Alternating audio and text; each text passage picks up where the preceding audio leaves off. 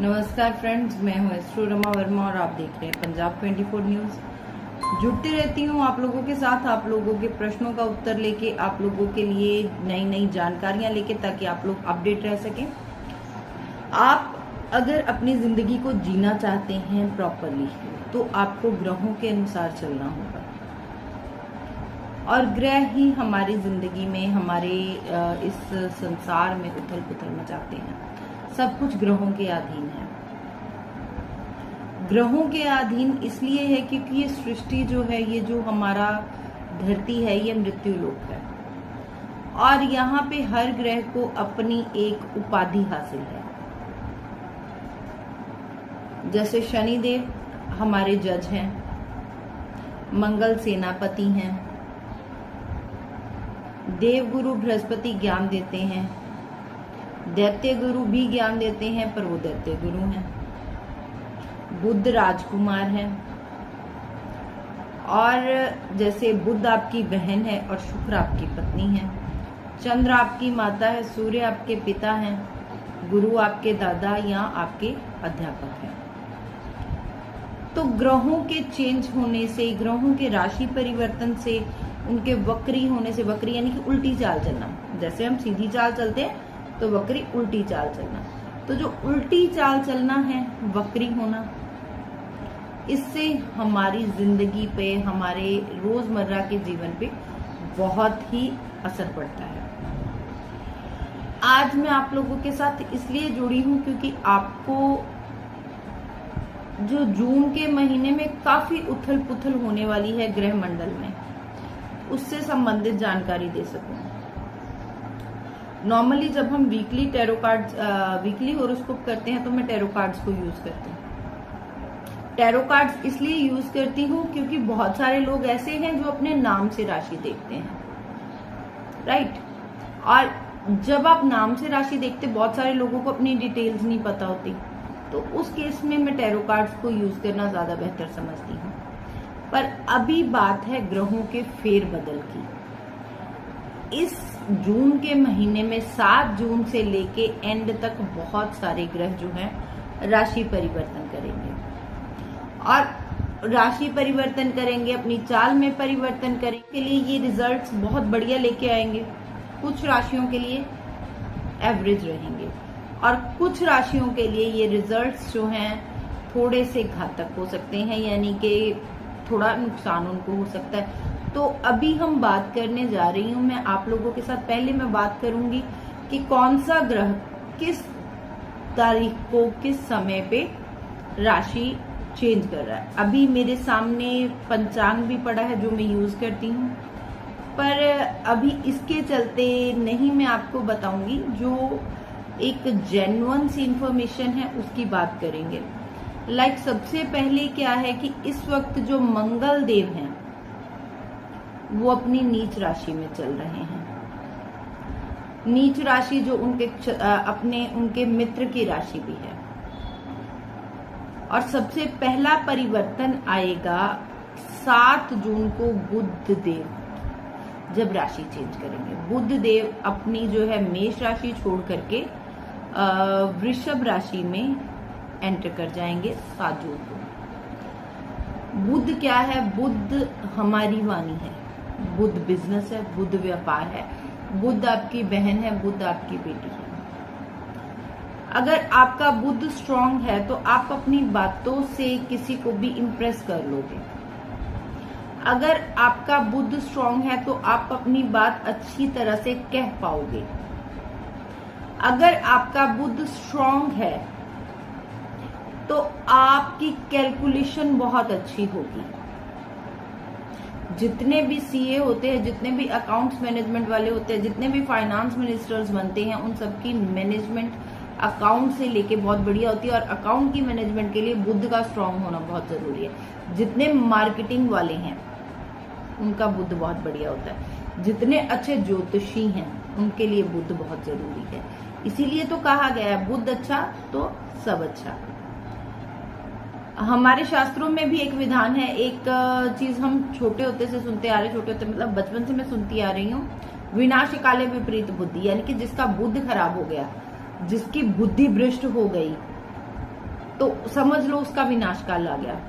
रामायण से इसके संदर्भ में इसका एक एग्जाम्पल है, रामायण से इसके संदर्भ में वो ये है कि रावण को पता था अच्छे से कि भगवान राम भगवान विष्णु के अवतार, उनको पता था इनके हाथों मेरे कुल का वध होगा, पर चूंकि उसका विनाश आया था इसलिए उसकी बुद्धि भ्रष्ट हो गई और वो भगवान राम से बैर कर बैठा और जिस कारण उसका समूल नाश हो गया।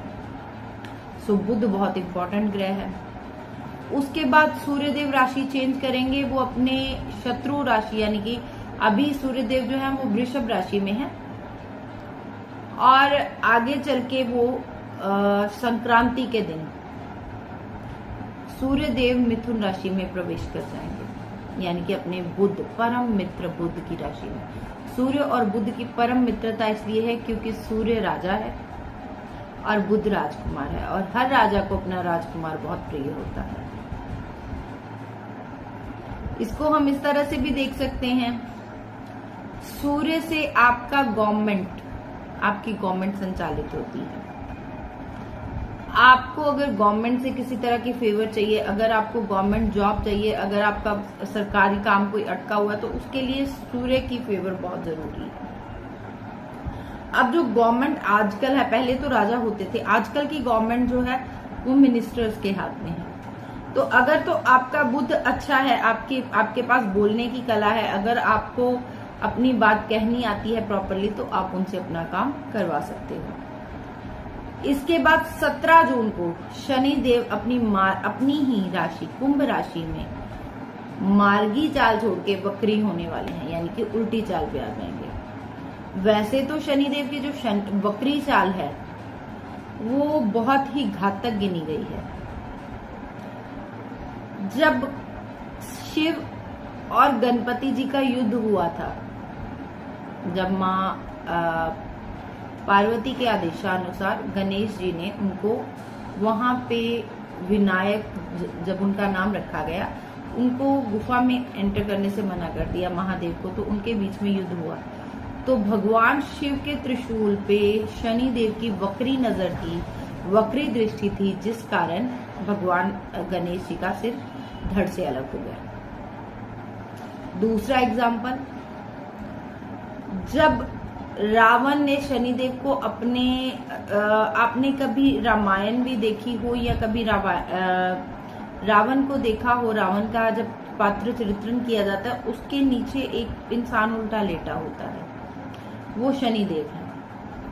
क्योंकि रावण ने सभी ग्रहों को अपने अधीन लिया था और शनिदेव को खास करके कि वो चाहता था कि जो सारे ग्रह अपने अपने घर में रहें और मेघनाद को अमर किया जा सके, उसको कोई हरा ना सके। तो जब उसने शनिदेव को अपने पांव के नीचे रख लिया तो शनिदेव की वक्र दृष्टि के कारण ही मेघनाद का वध संभव हुआ था, अदरवाइज वो अजय था। तो वक्र दृष्टि जो है बहुत बढ़िया नहीं गिनी जाती है। पर जिनकी कुंडली में शनिदेव वक्री हैं, जिनकी भी कुंडली में शनिदेव वक्री हैं, उनको बहुत ही अच्छे रिजल्ट्स मिलते हैं। उसके बाद 19 तारीख को बुध देव जो हैं वो अस्त हो जाएंगे और 24 जून को बुध देव फिर से मिथुन राशि में प्रवेश करेंगे। अस्त का मतलब है कि जब कोई ग्रह अपनी डिग्रीज में सूर्य के बिल्कुल करीब आ जाता है तो वो कहीं ना कहीं अपनी पावर लूज कर देता है। और बुध देव तो वैसे भी इनका कहा जाता है कि जिस ग्रह के साथ बैठते हैं उस ग्रह की क्वालिटीज को अपना लेते हैं। बुध क्या है? बुध आपकी वाक्पटुता है, बुध आपकी हाजिर जवाबी है।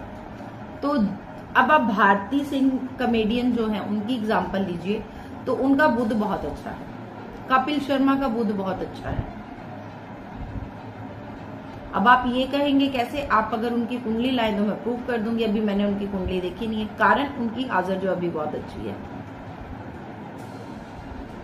अब इसी कड़ी में बात करते हैं उन राशियों की जिनके लिए ये ट्रांसफर्स जो हैं वो लकी रहने वाले हैं, उसके बाद जिनके लिए एवरेज रहेंगे और उसके बाद जिनके लिए ये थोड़े से डामाडोल रहेंगे। तो पहली राशि जिसके लिए ये बहुत बढ़िया रिजल्ट्स लाने वाले हैं वो है मेष राशि। मेष राशि के लिए ये बहुत ही अच्छे रिजल्ट्स लेके आ रहा है।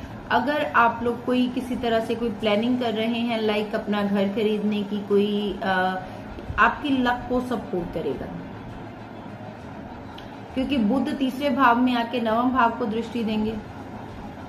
सूर्य भी मिथुन राशि में आ जाएंगे तो नवम भाव को दृष्टि देंगे।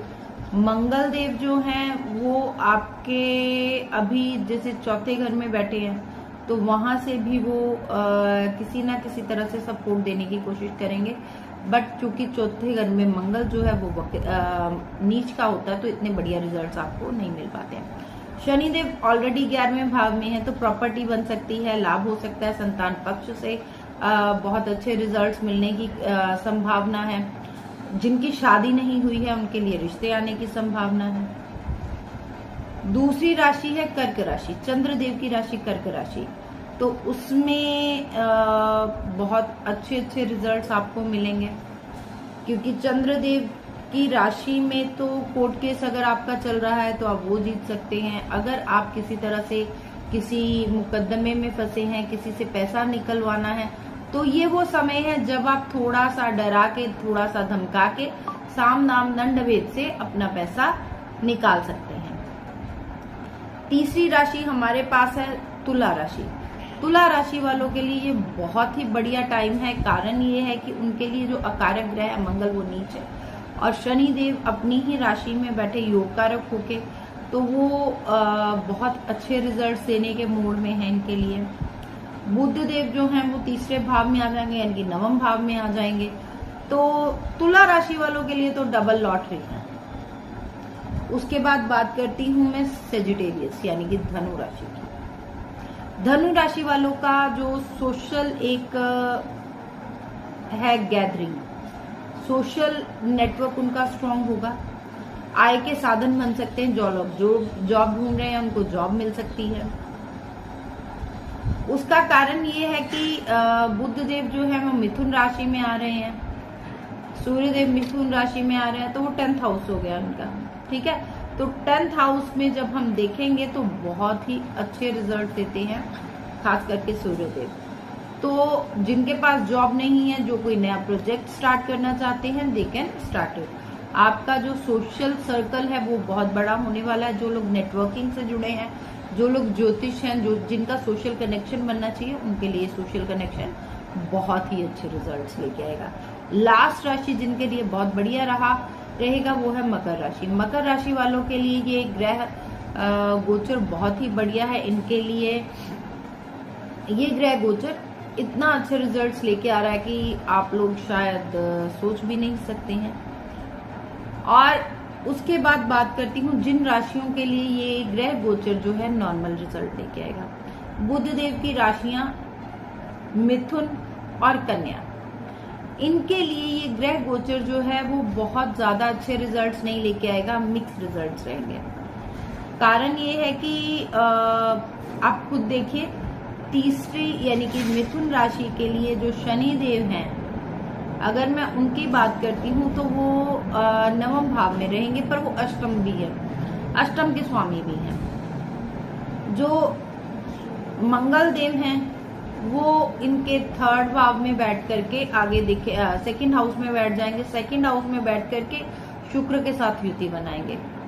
तो शुक्र और मंगल परस्पर थोड़े से इनिमिकल हैं, यानी कि एक दूसरे के साथ दुश्मनी का भाव रखते हैं।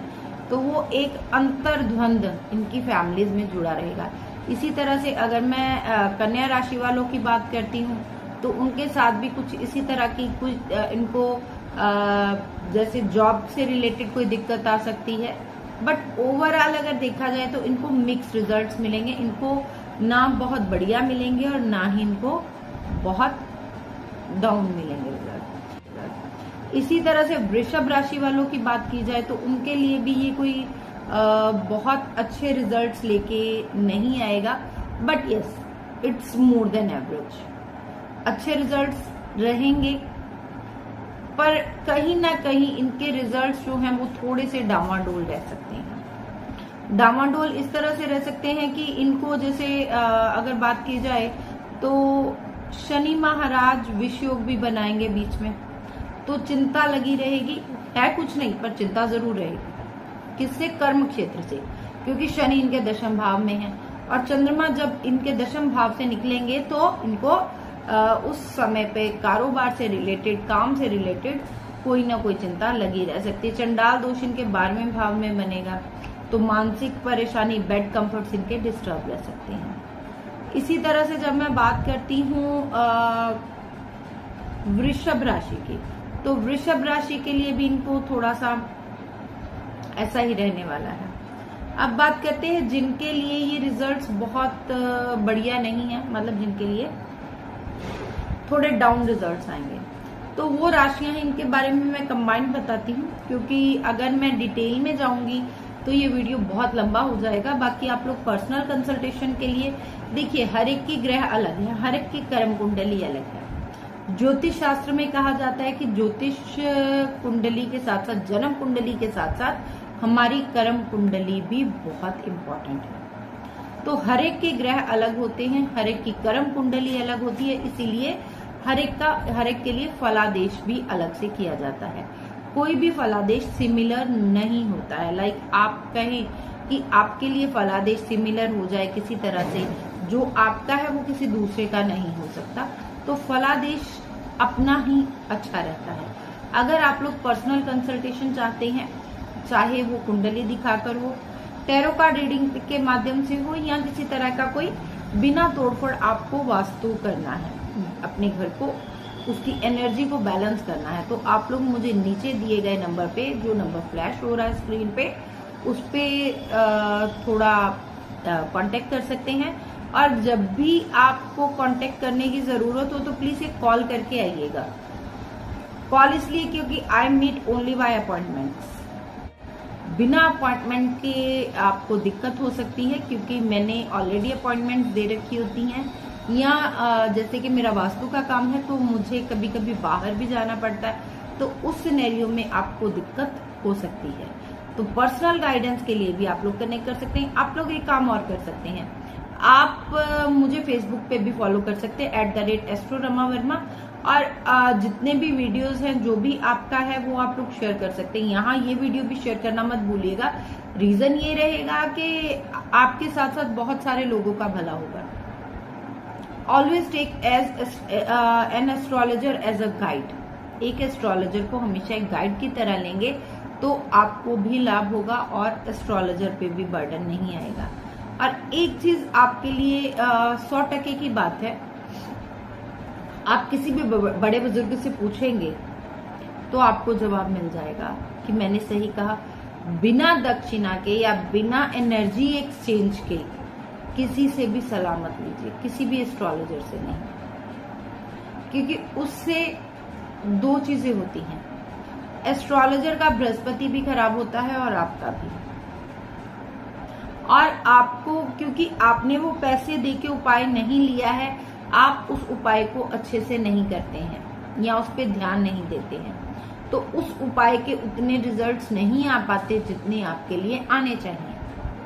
तो उस केस में आपका विश्वास एस्ट्रोलॉजर से तो उठता ही उठता है, कहीं ना कहीं एस्ट्रोलॉजी से भी उठ जाता है। दैट इज वाई कि आजकल ज्यादा लोग कहते हैं कि एस्ट्रोलॉजी इज अ मिथ। तो जो लोग ये कहते हैं उनको ये भी देखना चाहिए कि astrology is a science, a pure science.